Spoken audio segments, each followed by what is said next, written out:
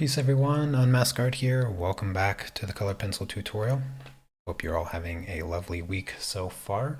Hey there, Cece, Diane, Susan, Greg, Blair, Jerry, Barbara. Good to see all of you. So today we're going to get started on the actual car here. And we're going to start on the roof and fill in some of this stuff. So I'm going to be starting with the black. There's a band around the windshield that I sort of overlooked. So I'm going to start by filling that in with the black. And as usual, if you have any questions, don't hesitate to ask. But I'm just going to start with this nice pressure on the pencil to get the paper covered. I'm going to just do this in one layer. So I'll just keep kind of filling that area in before moving on.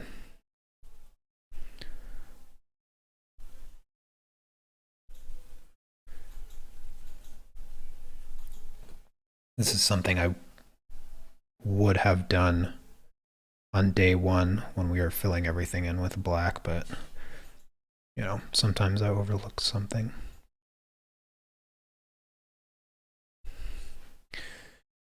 And then this band comes all the way over here, down this side of the window.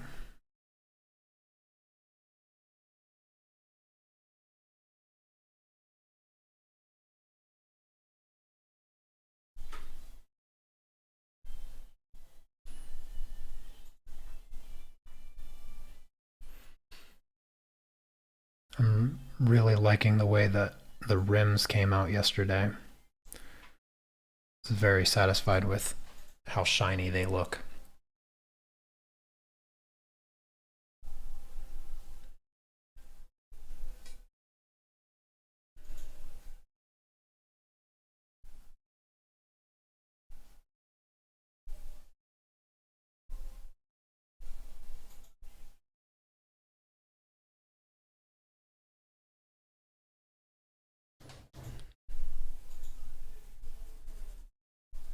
There's one other spot that I want to do with the black pencil after this. There's the sunroof top that you can see just a little bit, like a small band of black there. So I'm going to go ahead and fill that in while I'm at it also.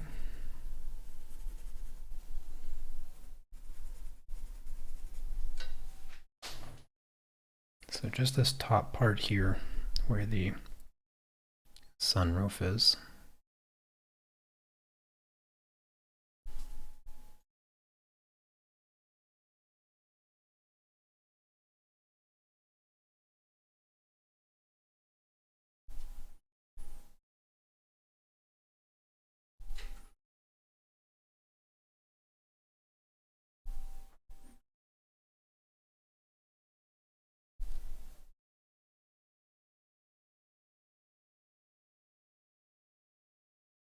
It's a little bit easier to get cleaner lines if you push the pencil into the tip and spin it.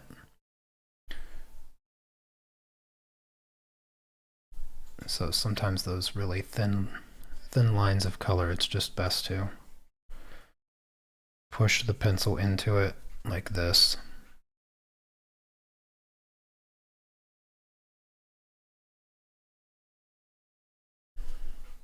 Get a little bit more control that way.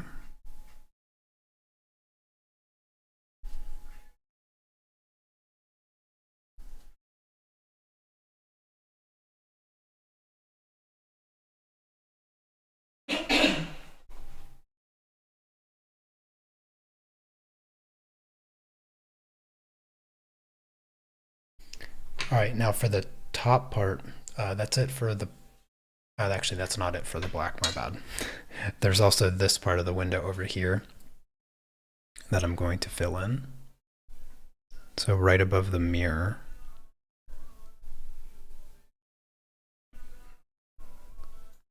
Curves up like this. Another really small part that I sort of overlooked. There's still black throughout the car. I just wanted to fill in the big shapes on day one when we just used the black pencil. Now between the window and this shape, there is a small highlight there. So I'm not going to touch the window. I go just above it.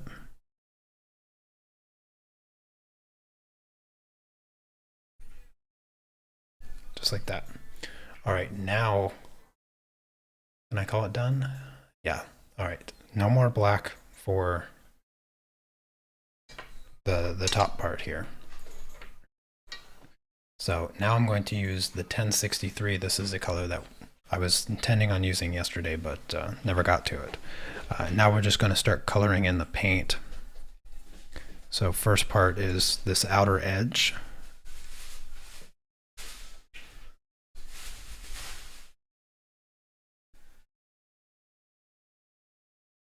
A little bit of this pure white highlight. That's the plan. We want to work around the pure white highlight that kind of zigzags down and on top of the roof there.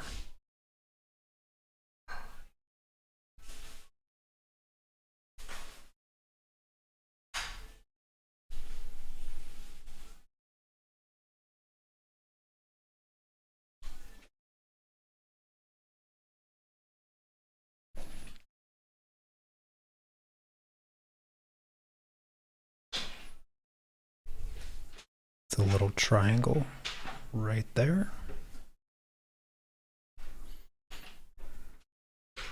And that little gap that I left above the window, I'm going to fill in with this. And then you have the white that comes down this part.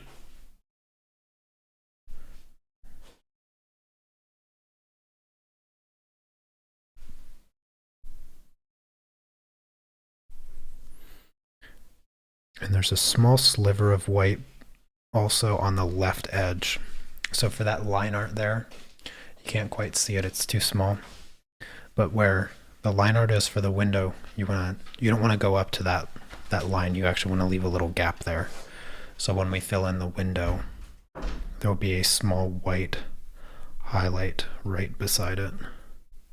You can see it on the car, so. All right, next up, the top side of the sunroof. So I'm going to fill that in. And I'd say the important part is having a nice smooth edge on the top of the car. Again, you can use your solvent and paintbrush to help clean up those sharp edges.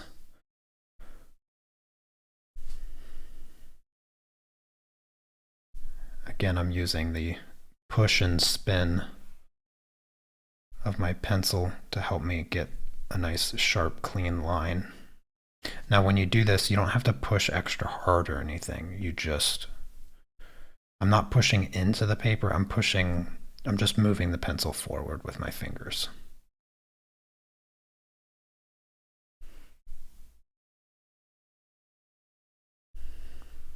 I didn't mean to imply that I was pushing harder on the paper with the pencil when I was doing this. Just moving the pencil across it, nice and controlled.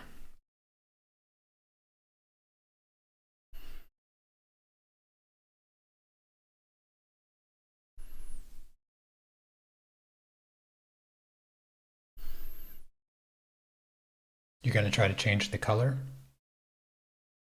Yes, if you're going to change the color, you're going to want to change this color right here. So if you were going to do like red or something, you would be using the red you want the car to appear right now. And yeah, you can easily do that for anyone else that is interested in changing the color.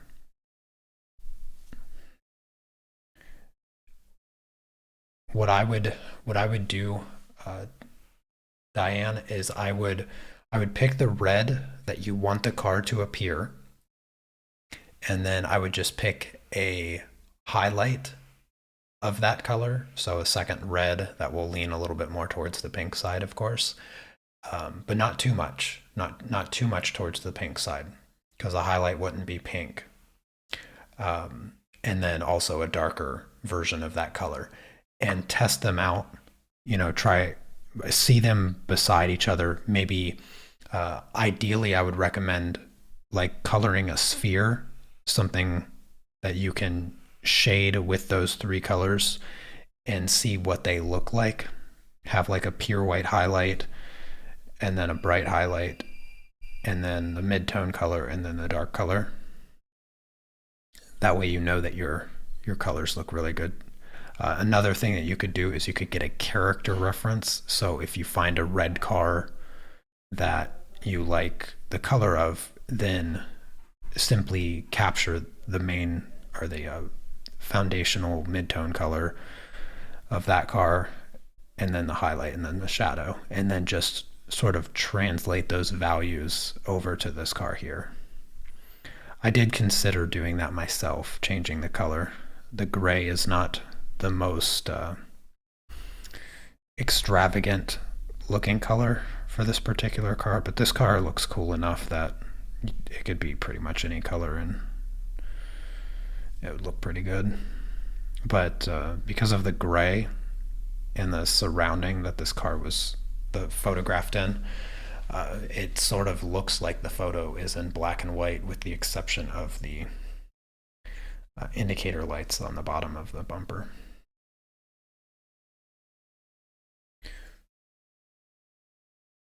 All right, up next is this part right above the rim of the windshield and below the pure white highlight there.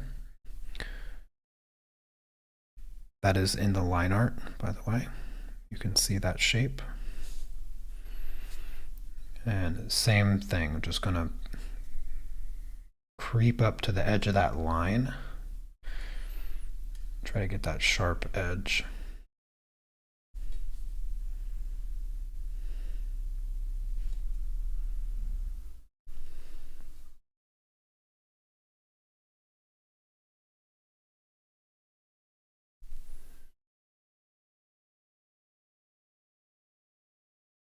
Oh, that's good to hear, Alexandra.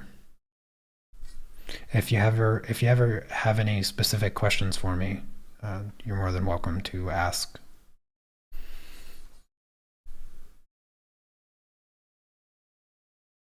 Also, just want to say hello to all the new art club members that signed up this week. My goodness, getting notified like crazy of all the new people signing up for the art club. That's very exciting for me. So thank you for that.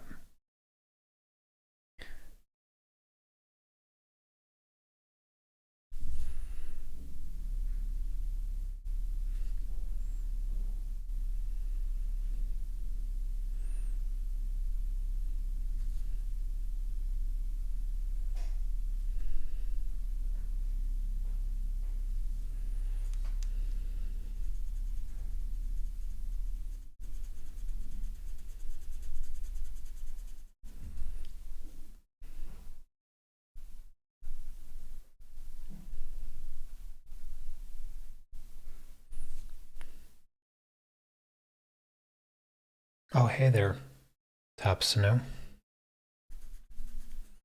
Good to see you. It's been a while.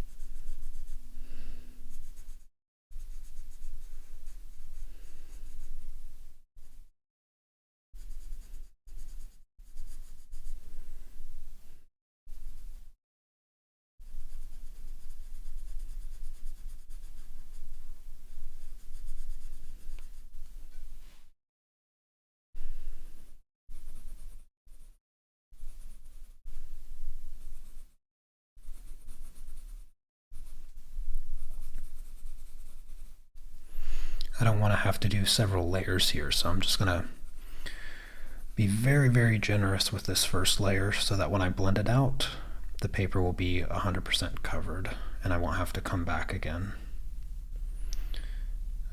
So I'm essentially burnishing it before blending.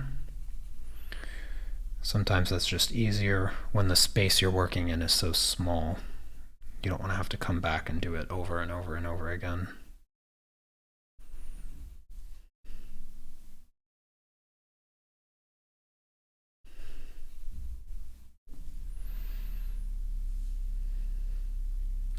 Oh, thank you, Sketch. Appreciate that. I'm doing quite well, by the way. Thank you for asking. And my chess is not going the greatest. I haven't been playing much, and I haven't studied at all. And I have a tournament in a couple months that I will begin preparing for soon, relatively soon.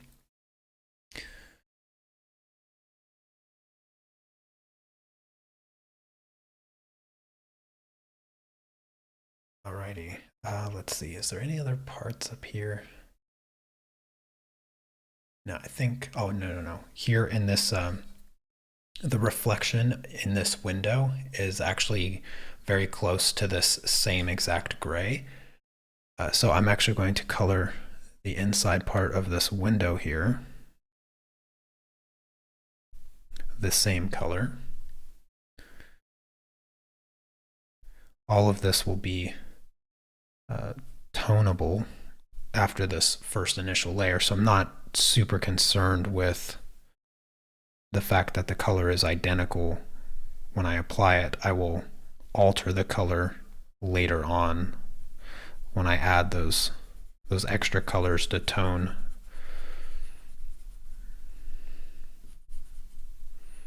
And if you're not sure what I exactly mean by that, just wait and see. You'll find out. But I'm just going to color this. Value-wise, it's identical, but it's a bit more green-gray. All right, now the other color that I have here is the 1070, which you may have recalled from yesterday. This back part, this smaller part of the window, I'm going to fill that in with this color.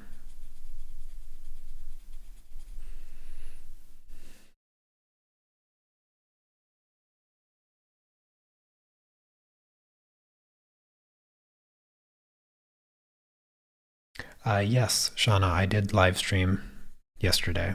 I live stream Monday through Thursday at the same exact time. So you can set your clock to it if you want.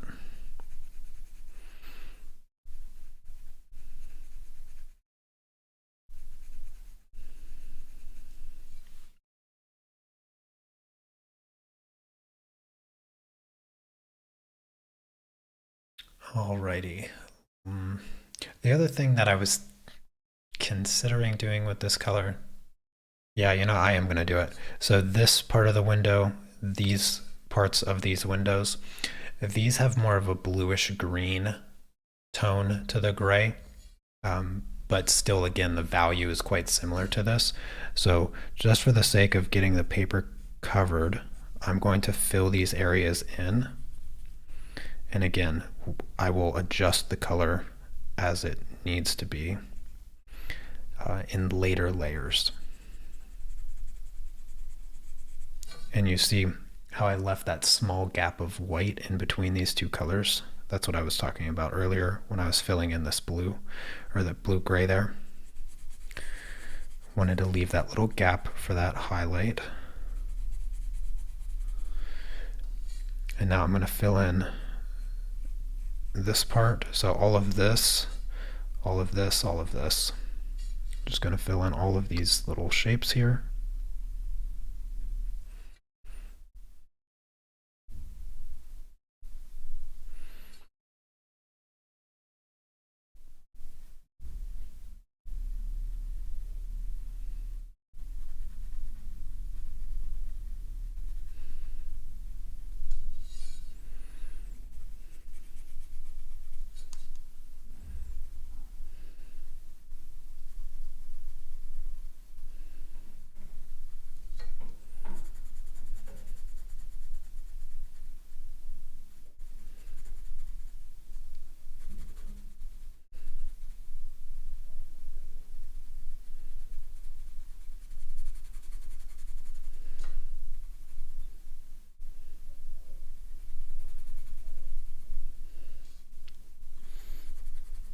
once I get these windows filled in, I'm going to grab my solvent and smooth everything out.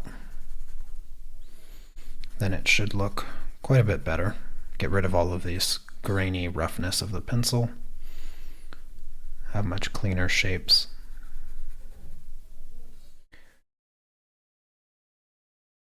The pastel pencils that I'm using for the Thomas Kincaid painting is Carbothello.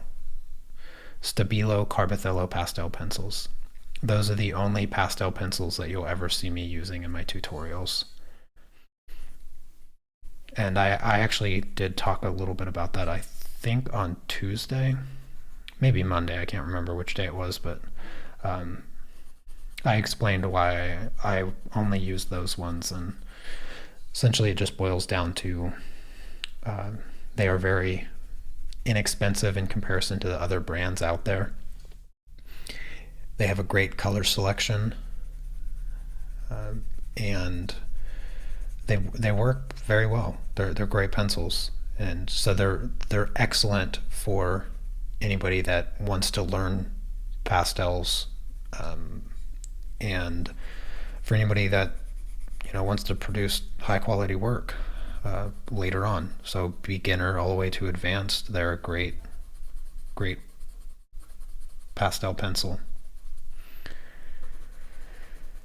I'd say you don't really have any reason to get any other brand until you're ready to start producing at like an advanced level. Then I'd say the additional Faber-Castell Pitt pencils would be a really great additional set in conjunction with the Carbothellos.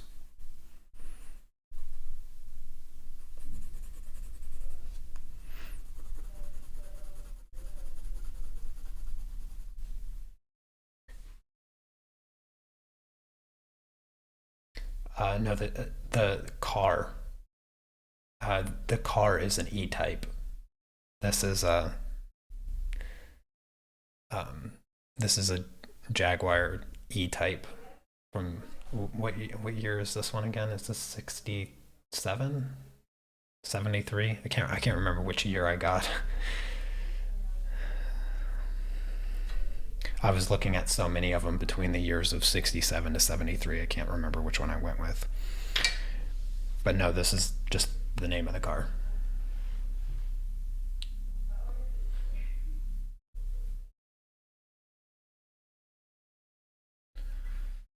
All right, I'm going to grab my solvent, which is Zest-It solvent, by the way. Nothing fancy about the solvents. That's a question I get a lot, so I figured I'd just preemptively mention what brand of solvent I'm using. And if you ever had a question about my paintbrush, it is absolutely nothing special, but I'm using a number 4 round brush with synthetic bristles. All right, I'm going to start with the lightest colors. So that light 1070 gray, I'm going to blend that out first.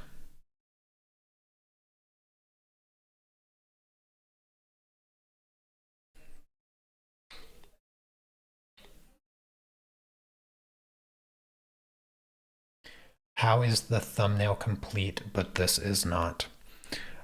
Because I digitally make the thumbnail using the reference photo in order to show people what I'm doing, because otherwise the thumbnail would be blank since this is a live stream. So I've always made my thumbnails with using the reference photo.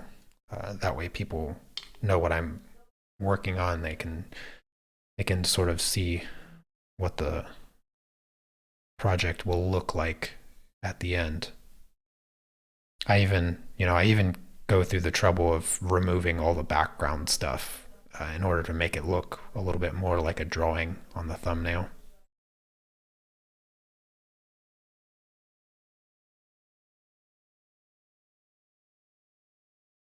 Oh, you know what? I just skipped into the darker gray there. I wasn't even paying attention. I'm doing the lighter gray stuff.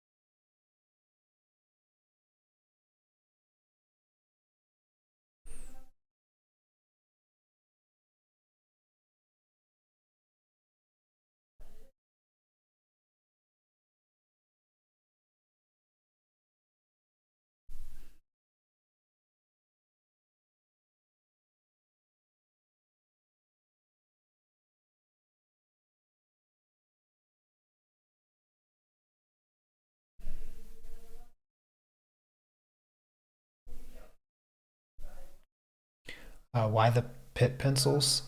Um, so like I said, the Carbothellos, they have a great color selection.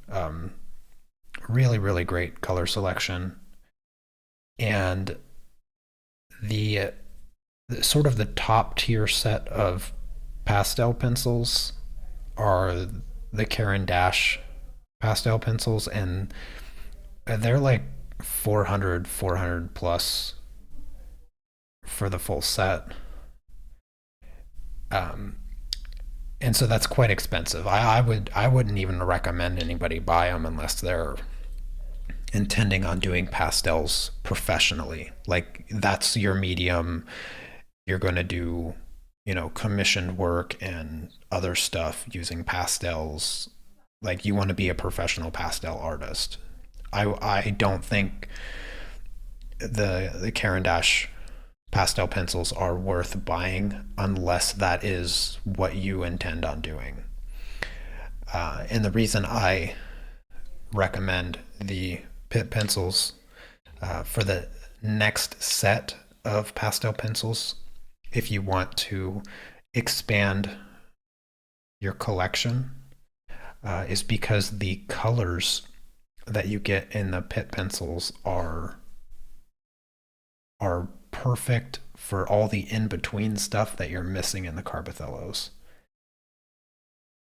The Pitt pencils have a lot of really wonderful colors that the Carbothellos don't have. So you get you get 60 with the Carbothello, and you also get 60 with the Pitt pencils, the full set. Um, and there's really not any true duplication of colors between the two sets.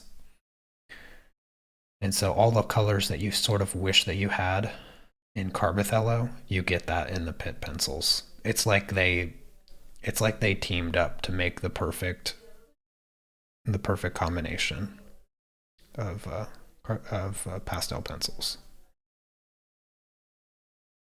Because Pitt just has all the colors in between.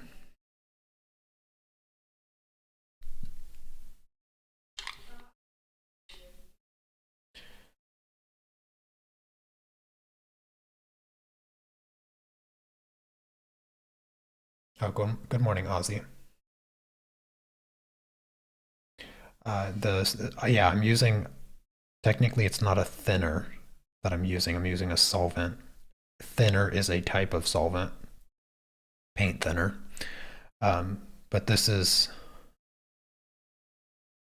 Zest-It pencil blender solvent, and this is just a paintbrush.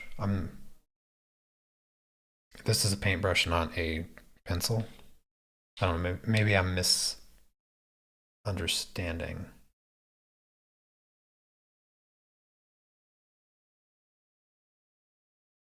what your question is exactly.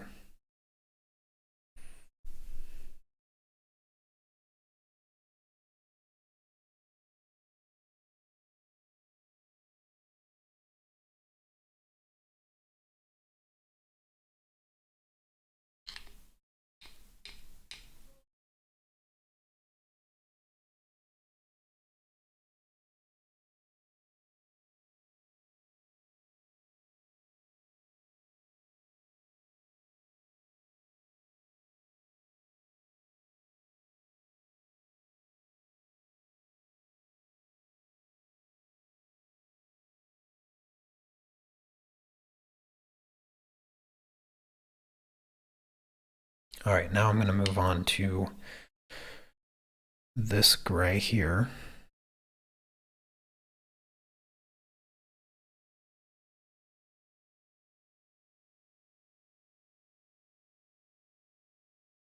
Make sure all of this is blended. There's not really any part of the black that I need to do.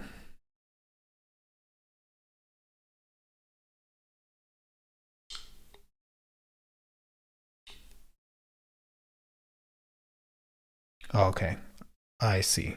Sylvie, no problem. No problem at all.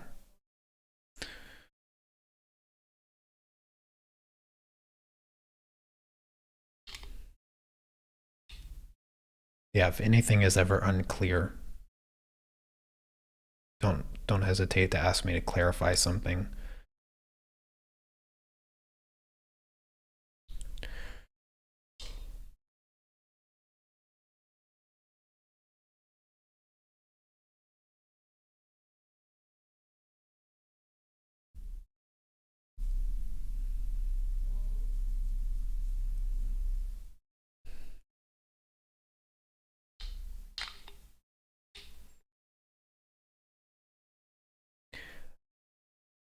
For the solvent, I just dip the paintbrush.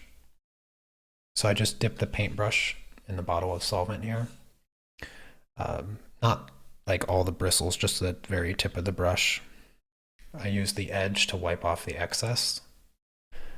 And then, yeah, you don't have to scrub the paper. You don't have to apply any pressure. The solvent does all the work for you. The solvent essentially dissolves the pencil and allows you to spread the pigment out, very much like paint, sort of paint-like. Not totally paint-like, but pretty close.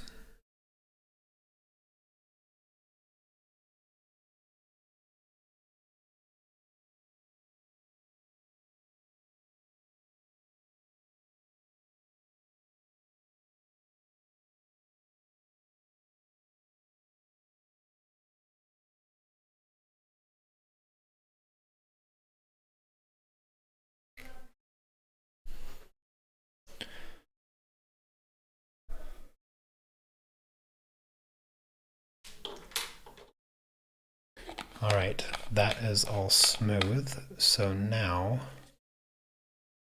I'm just gonna sharpen my 1063 and start filling in the mid-tone color of the paint.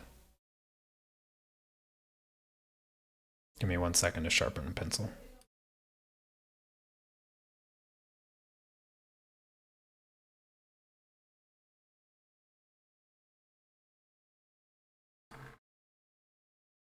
Okie dokie.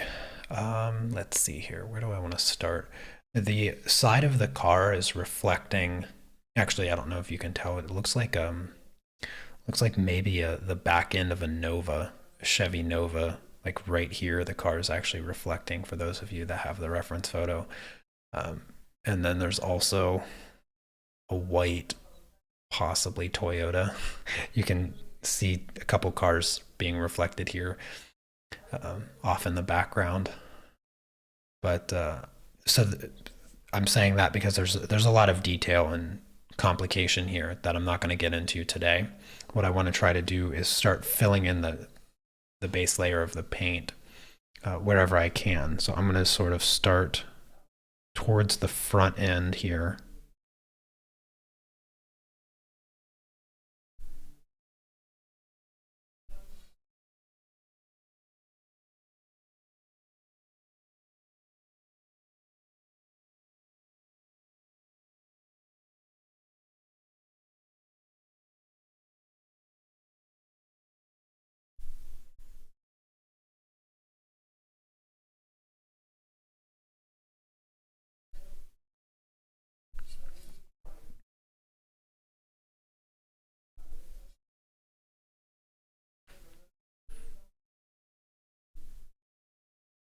So there are some variations to the value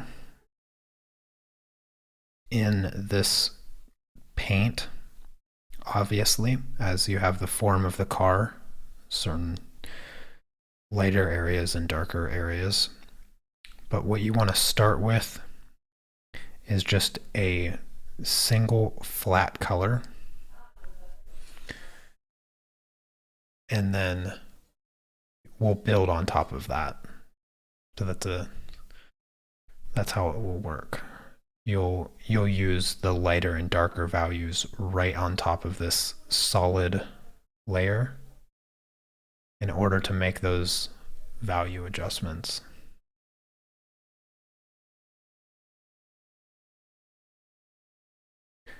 because trying to do that while filling in these shapes is going to be unnecessarily more difficult than it needs to be.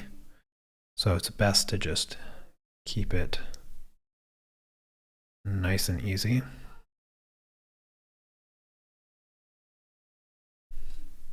So pretty much from the front fender forward is all I'm going to be focusing on for the remainder of today. I would be surprised, based on what time it is, that I get all of this filled in today. In fact, I can pretty much guarantee that's not going to happen. There's a lot of paper to cover here, especially on the hood. So this is a fairly basic, easy part of the project. So technically there won't really be anything for me to break down or explain. So if you guys have any other art related questions that, you've always wanted to ask, keep the questions coming.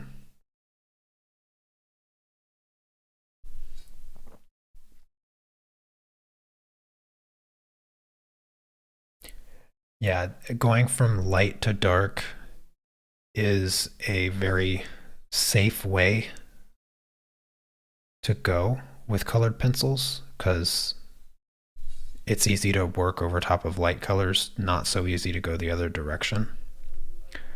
But then again, there are certain subjects where there's a lot of really dark shapes. In particular, this project is a perfect example of that because I started with the black pencil and I just filled in these very dark shapes. And even the tires, if you remember, the tires I filled in completely black. I didn't, I just left some space for like that one little highlight there. And then I took the lighter colors over top because you can still get a lot of lighter colors over top of black, just not too extreme. Silly question. Do I paint, draw every day, and how many hours a day? And do you take days off? Oh, not a silly question at all. So, your first question, do I draw paint every day? I do not. Monday through Thursday, I draw paint every day. I'd say for the past 3-ish weeks, I have drawn and painted every single day, but that has just recently kind of come back to me. Because, in spite of doing a project every day, Monday through Thursday, I'd say for the better part of 2 years, I've sort of been in a artist block kind of phase, and I haven't really been able to branch out to do my own projects that interest me, and instead I've just been doing these projects that I teach.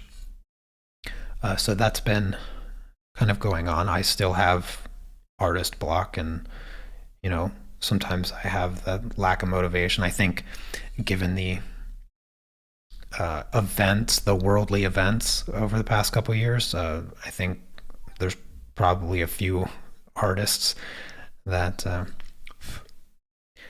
I've struggled with a little bit of lack of motivation. Don't think anybody can be blamed for that. But the other part is, do I take days off? I do. I mean, when I'm not teaching and I'm just drawing or painting for myself, that I do it because I enjoy it, and it's part of what I like to do to relax. So I don't consider that working.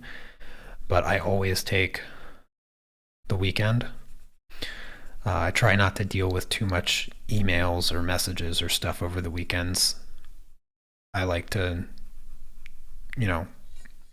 not overwork myself, because when I first started building my YouTube channel and all of that, overworking myself was something that was just part of my life, and I'd overwork myself to the point of physically being sick and then needing to take like 2 weeks off just to recover. But I don't do that anymore. I have a healthy balance. And part of that is just trying not to do too much on the weekends. I still respond to messages and stuff and emails every once in a while, but not if I feel like it's work. Because everybody that I talk to and all of the art club members and stuff, uh, you know, they've most of them have been around for years. Build relationships with people. They're not just the supporters of my channel. They're people that I would consider friends, and I enjoy talking to them and helping them out in any way that I can. So I sort of answered a bit more of your question than you even asked. But anyways, I just wanted to give you my perspective on that.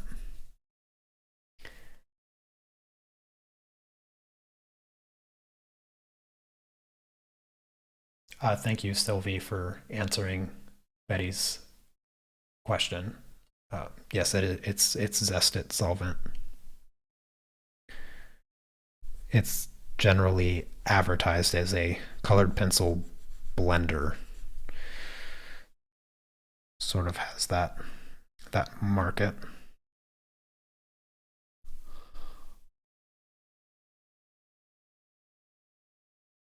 But just to clarify the any other questions you may have regarding solvent, I've used many different types of solvent to blend my colored pencils over the year, and I've never once noticed a difference outside of the smell of the solvent. So I've had a couple solvents that I really just couldn't tolerate the smell, and then I've had other solvents that didn't bother me at all. So in general, I just recommend that you find a solvent that doesn't bother you, because it will yield the same results.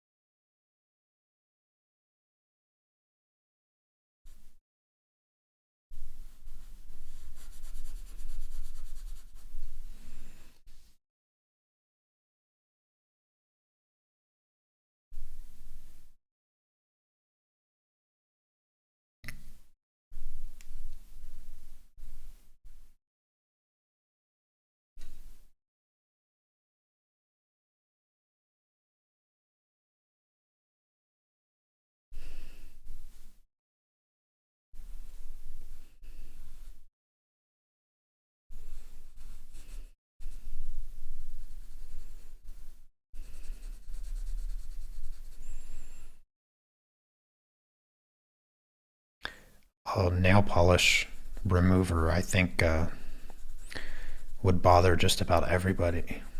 Nail polish remover has a really, really strong smell.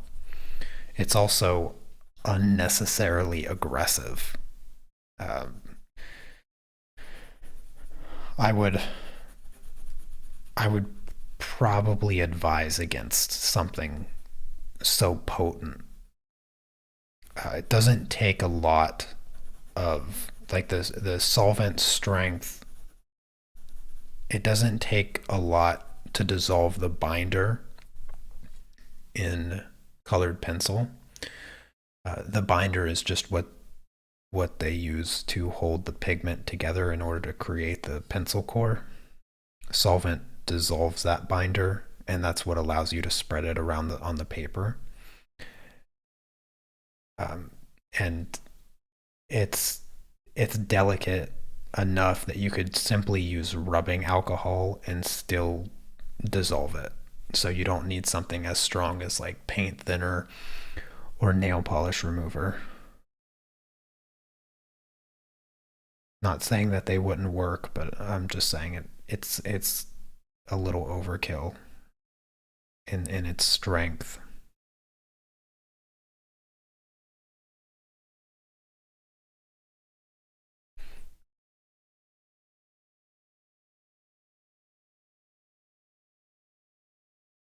Yeah, if your solvent requires that you have like a well ventilated space, you're probably using something that's unnecessarily too strong.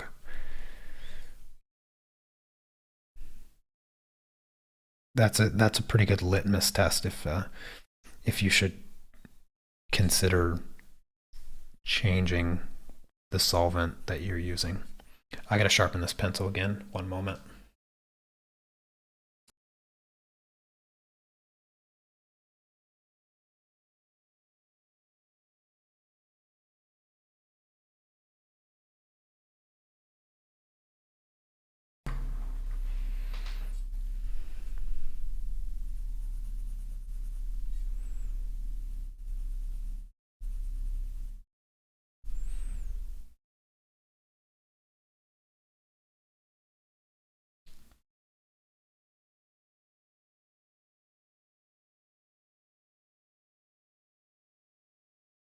Yeah, if Zestit still bothers your nose, um,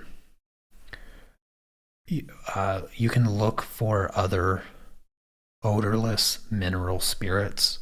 There's going to be a number of brands that create what's called odorless mineral spirits. So just look up that term. They're your local art store if you have one. Trust me, they're going to have probably a few brands themselves. Uh, just get small bottles. Whatever you do end up finding and getting, just get really the smallest bottles so that you're not stuck with a whole bunch. The other thing that you can do, depending on the size of the bottle that you are using your solvent, I would recommend a smaller container, anything smaller, uh, to put the solvent in for when you're actually using it. Because if this bottle here was completely full, this was only 250 milliliters. If this bottle was completely full and I just had the cap off, the smell would be a lot stronger than if I just have a small amount in a smaller bottle. So that's another way to mitigate the smell. If you have a smaller amount of the solvent, the smell will not be as strong. Do I use the same pencil sharpener for colored pencils as I do pastel pencils? Yes, I do. The same Jaguar sharpener.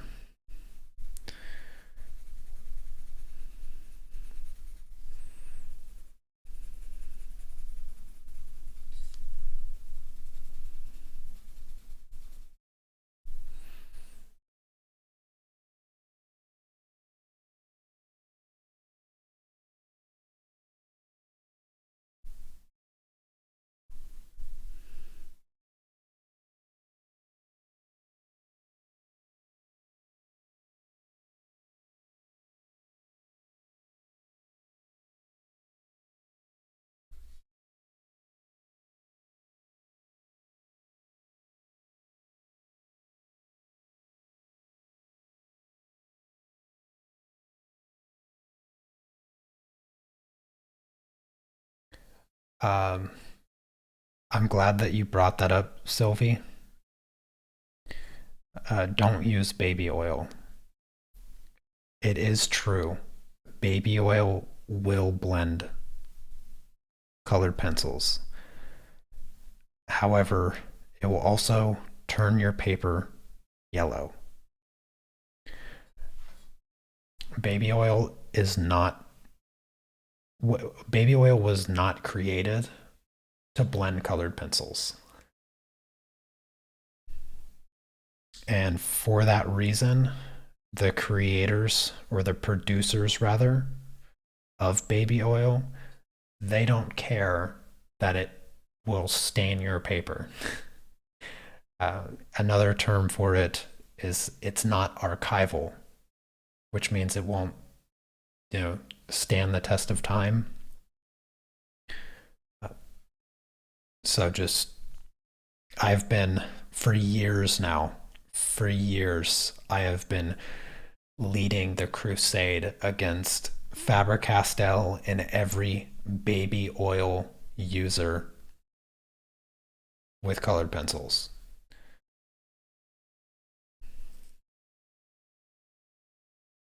I can't ever talk about colored pencils and not hear about baby oil. So spread the good word.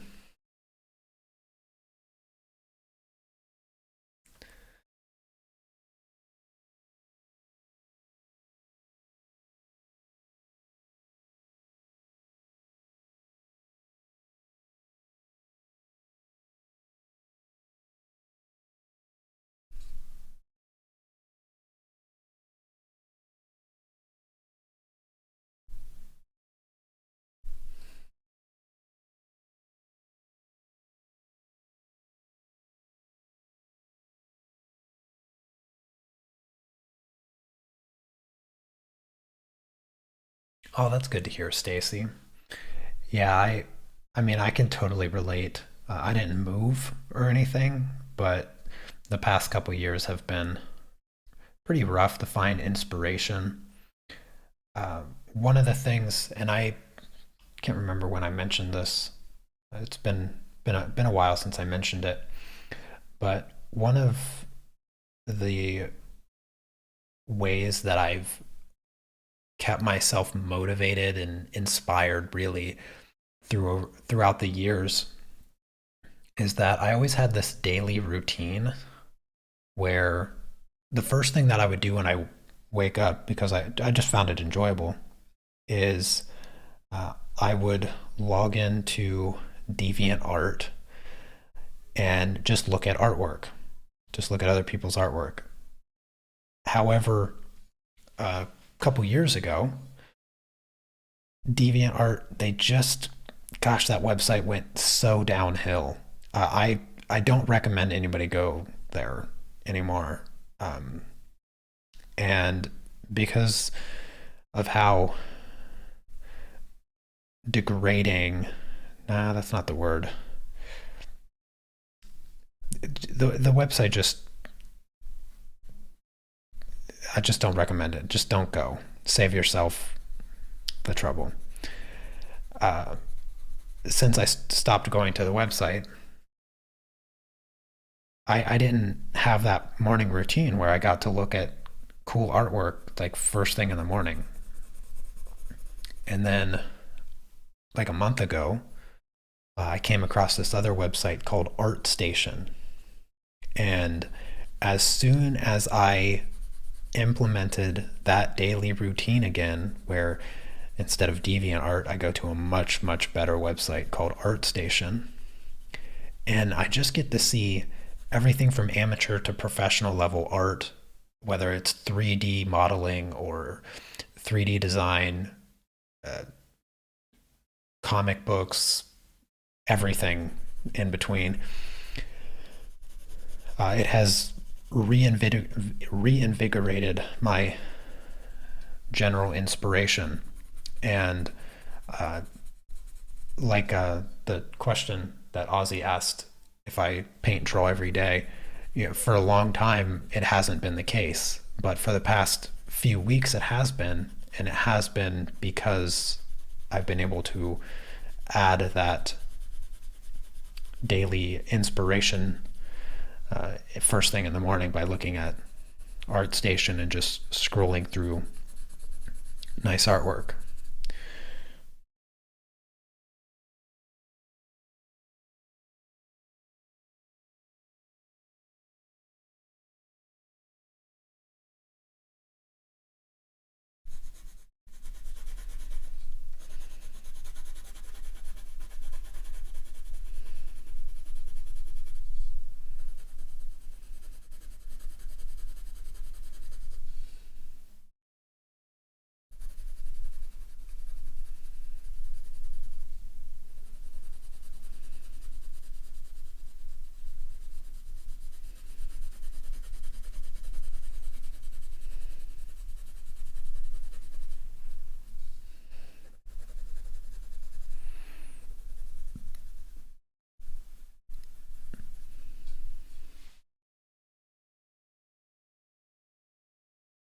All right, I think I'm gonna get the rest of this part filled in, and then I'm gonna blend it out and call it a day.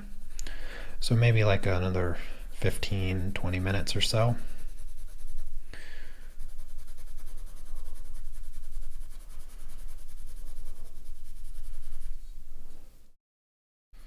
But as you can see, the process was not too complex. It's really just about picking your color and filling in the shapes, almost a paint by numbers kind of thing going on for today. Yeah, definitely check out ArtStation. I look at it every day. It's honestly, it can be you know, you have that and everybody has the feeling, you know, you look at other people's artwork and you're like, oh my gosh, how is that even possible? I'll never get that good. Those kind of thoughts. Um, well, first off, I just want to say that those thoughts, they never go away. No matter how good you get, those thoughts will never go away because you will, no matter how confident you are in your own skills, there's always that self-conscious aspect where you know you have room for improvement, which is truly the beauty of art. You know, no matter how good you get, you always have room for improvement. So, and it can never get boring because you can always get better. But the artwork, gosh, the artwork that you're going to find on ArtStation is just, some of it is, it's just unreal. You just look at it and you're like, there has to be a cheat code somewhere. These people are cheating. They have the answers for the test. That's all you can really think about when you see some of the work on there. It's crazy.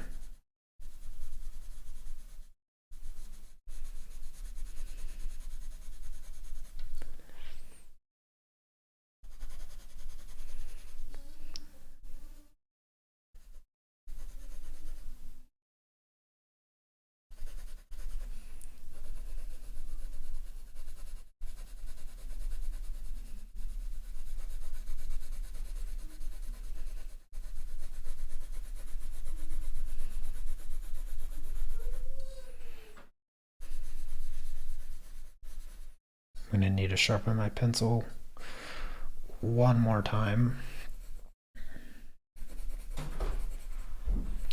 Yeah, let me sharpen my pencil. 1 second.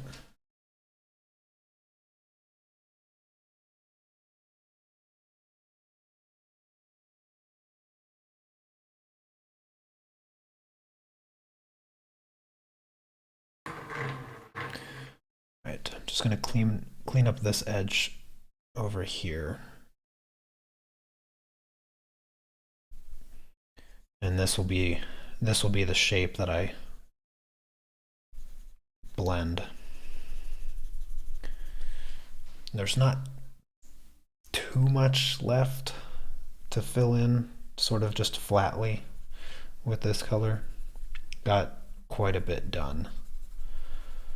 But anytime you're filling in a lot of paper, it just takes time.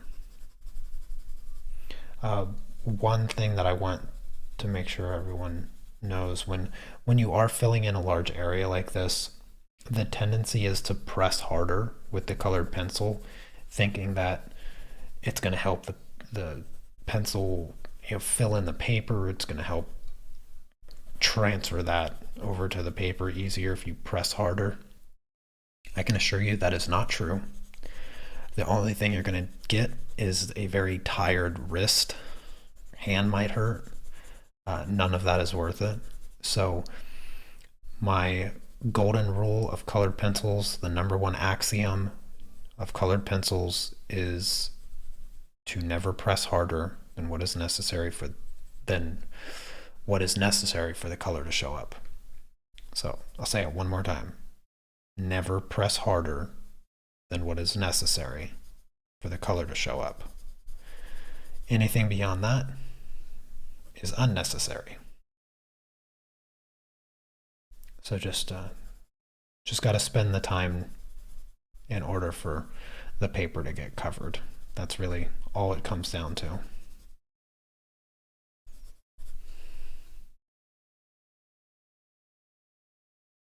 Am I spinning the pencil as I work? Yes, it is a unconscious habit that I have created uh, over many, many years of coloring. So every time I finish, like if I go here and I'm finishing a section, I'm moving my pencil to jump over here. I do I do the smallest spin. Like you're not even gonna see it. That anytime you see me go like this, readjusting my fingers, I'm not readjusting my fingers because my hand hurts or anything. I'm spinning the pencil.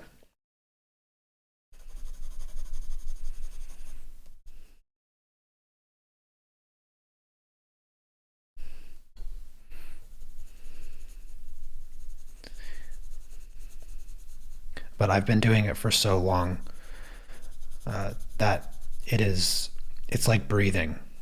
I don't even think about the fact that I'm doing it. It's just happening subconsciously. It's a very good habit to get into if you don't already do it.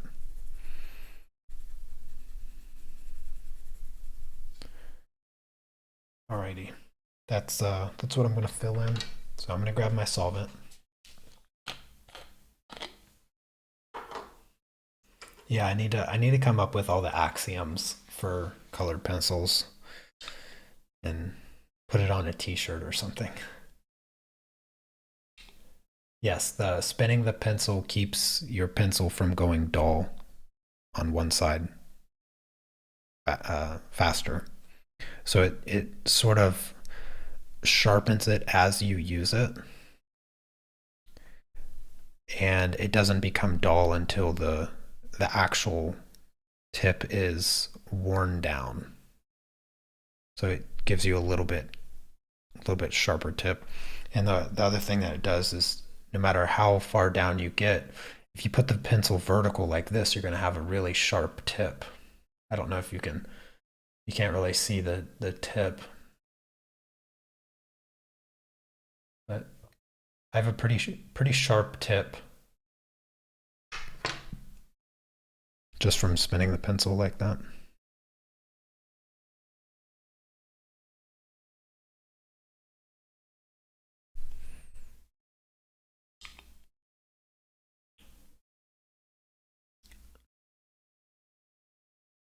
Oh, that's good to hear, Susan. I have thoroughly enjoyed seeing your work over the past year from the art club and love your style.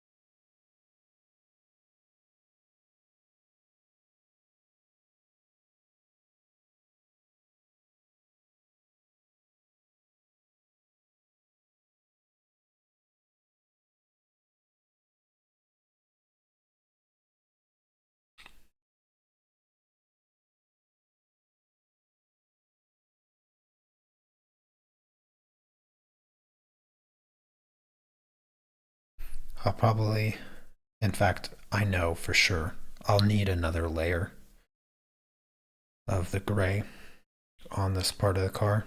One layer is very, very rarely ever enough once you start blending it out.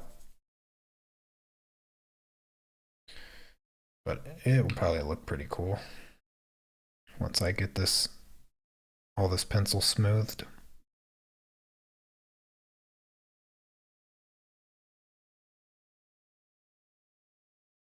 How much tooth on the paper am I using? Well, this paper here is the Lennox 100 paper, and it's pretty textured. It's one of the more textured papers that I have used with colored pencil, but it smooths out really nicely. You know, the tires where I applied quite heavy quite heavy layers of pigment are still not even 100%. And there was like 4 or 5 layers on there, thick, heavy layers. And I could still take a white pencil and make a very clear mark right across that black. That's one of the things that you get with the more textured papers is you have more flexibility working dark to light. So the smoother the paper, the less pigment the paper will hold, and the less ability you'll have working from dark to light.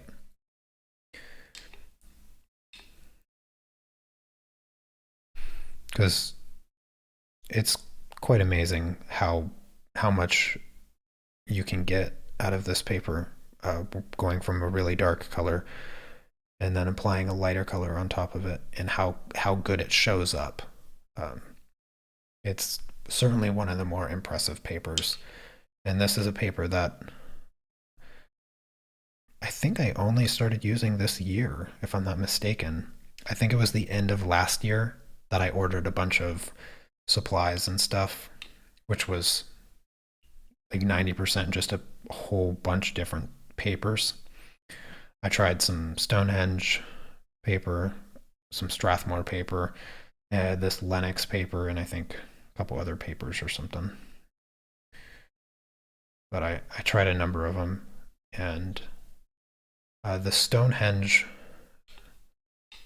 250 GSM Stonehenge Vellum, which I thought was going to be the paper that I used from now on, but this Lennox paper is sort of stolen the lead, because Stonehenge paper used to be my favorite paper, but I can't get the gummed pad that I used to get. I just can't find it. I think I can only imagine that they stopped making it for whatever reason. It was an amazing paper. But ever since that was like 3 or 4 years ago. Can't even remember the last time I was able to get some of that paper. But ever since then, I've sort of just been jumping from random paper to random paper to try to find its replacement.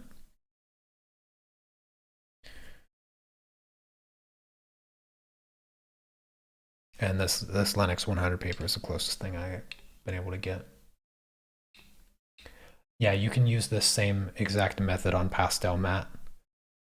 The application is the only change that you'll notice. So when you're applying your colored pencils to pastel matte, you will immediately feel the difference.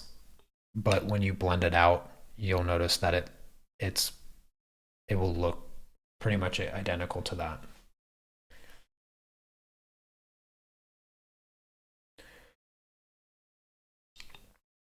Um, no, you're not missing anything. The recommended products in the description, they're sort of the old list. Just I just haven't updated it yet.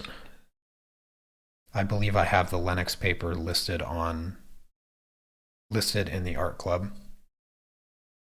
on the art club project. So I put the supply list that I use for the project on the actual product or on the actual project on my website.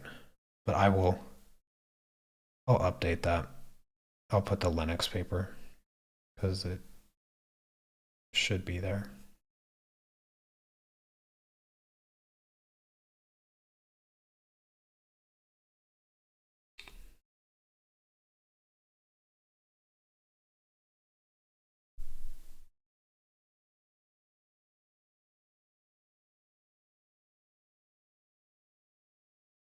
What are the Linux paper details?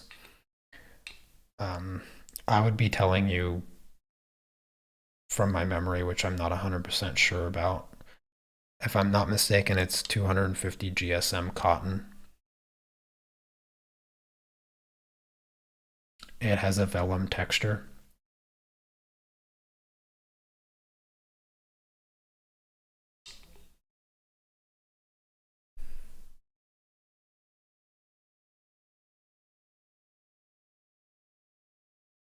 It is not a white paper.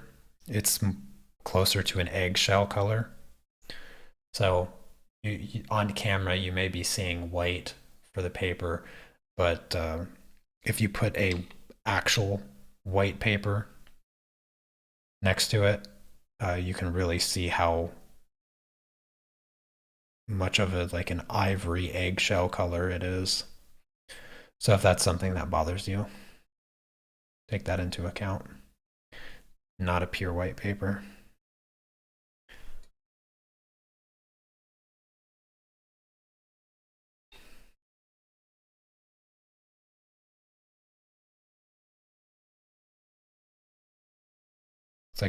It's a pretty warm white.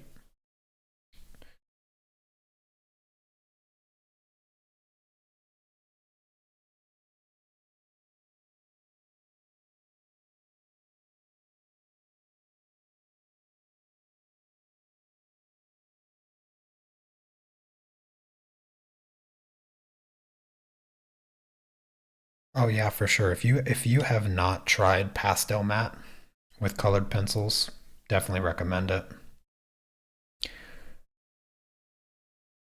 I mean, fair warning if you've never used a textured gesso paper uh, with colored pencils, it is very different in the application of colored pencils. It does not color the same as what you're used to. You have to use solvent.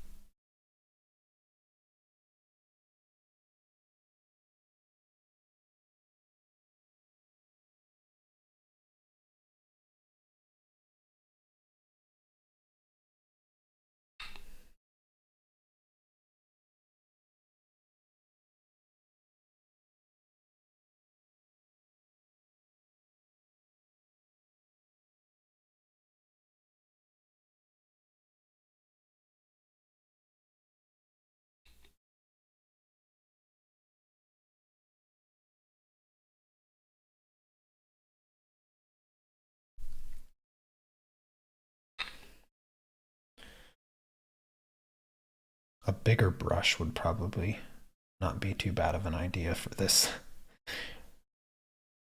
I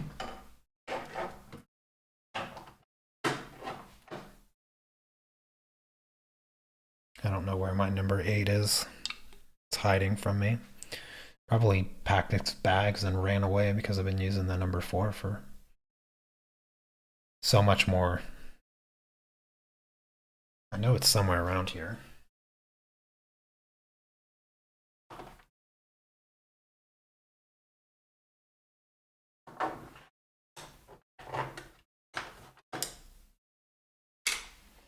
There we go. I found it. Yeah, this number 8 round brush was the very first paintbrush that I bought to try blending colored pencils with solvent for the very first time, which I think would have been, it would have been 7 years ago, 7.5 years ago. And I used this paintbrush for every single colored pencil project that I did up until this year. I've been using that number 4 round brush, which is the same exact non-brand 25-cent brush. And I've never replaced it.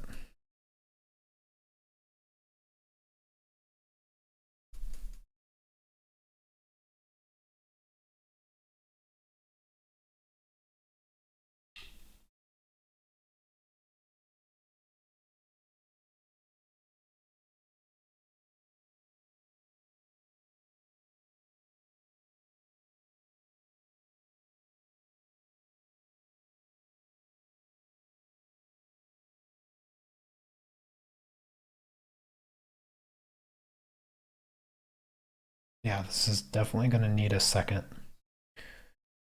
layer, possibly even a third layer. That's not uncommon.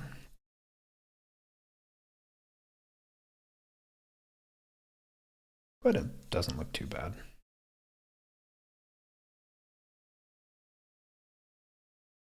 One of the things that I mentioned, I think on day 1, the license plate is painted on, and I am not doing that. I'm not putting the license plate on the car. I don't think it adds anything to the coolness of the car, so.